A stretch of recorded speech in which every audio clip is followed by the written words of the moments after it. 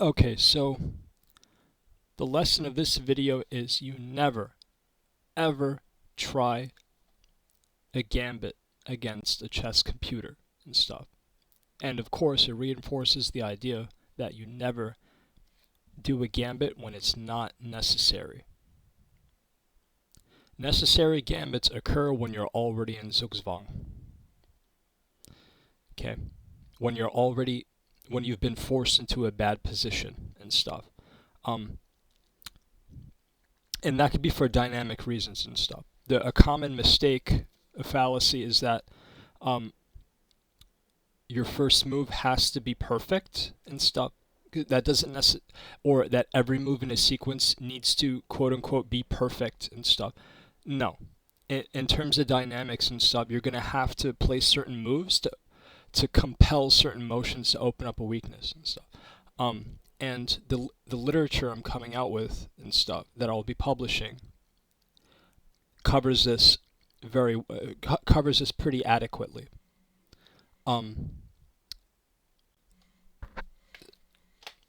So let's just review what went on in this game with Stockfish 18.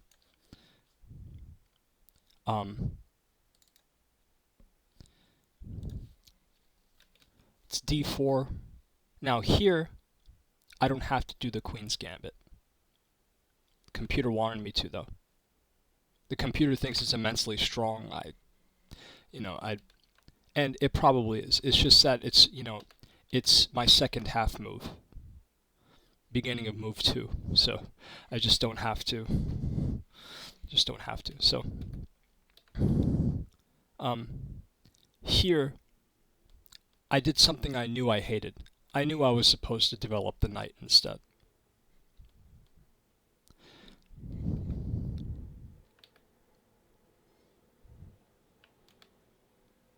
d4 check I don't really understand. It doesn't seem to be necessary. I mean, sorry, a4 check is something I don't really understand at this moment. I'm really too busy to stop and think about it.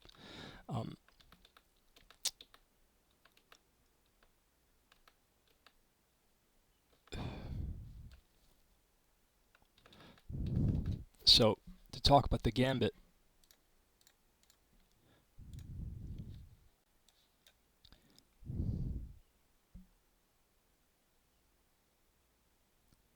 it's basically the sequence from move 4 to move 8. And then being able to punish until move 14 and stuff, which is basically just trying to force a draw. As you see here,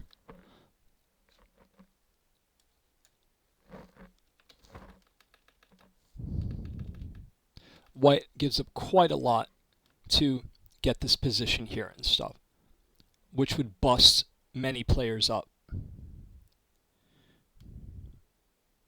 Because this is basically, for a lot of chess computers, this is a checkmating situation for White and stuff. However, White's made the error of not addressing a piece in his territory and not understanding the looming, and ignoring a credible threat. Like White's kingside here around this time of the game is poorly defended.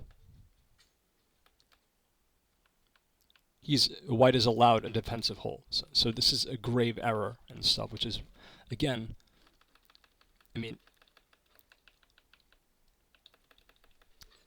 it's a bad gambit. But it's instructive because look at the ELO scores, 4,000, 3,950, 3,934. These are pretty close to what the correct move is. The computer's pretty harsh on, just being a little bit off here.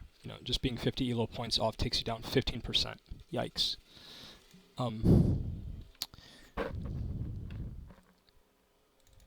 And yeah, so in a lot of cases, G1 turns around the game. But then I played A3, which is letting in a little bit too much. Then capturing on c3 happens. G2 is wrong. Is just wrong. If I did G4 and stuff, I mean that could lead to a winning game and stuff. White is definitely setting the terms here.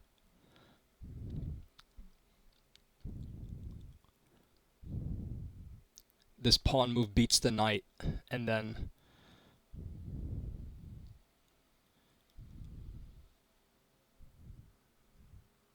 I guess activate the bishop towards the king.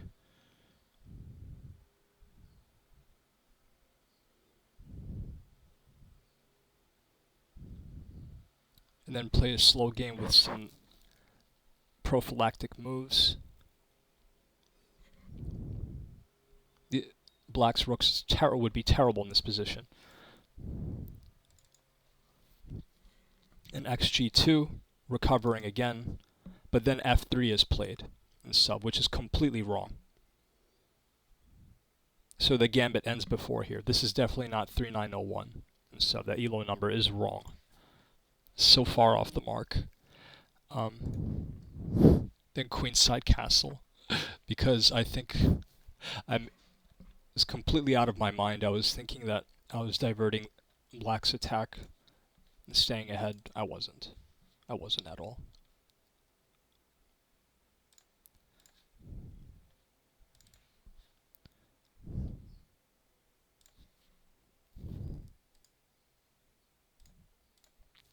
And this leads to force mate 8, which means this entire thing from... So basically I answered like this big zugzwang that I put myself in with a force mate stuff. So, yeah, I mean, it's pretty instructive. It's still pretty instructive, I would say. These little, gold moves here and stuff that didn't do much.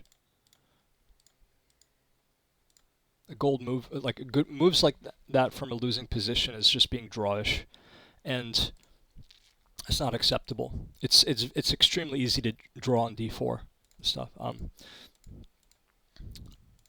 It really is. But yeah.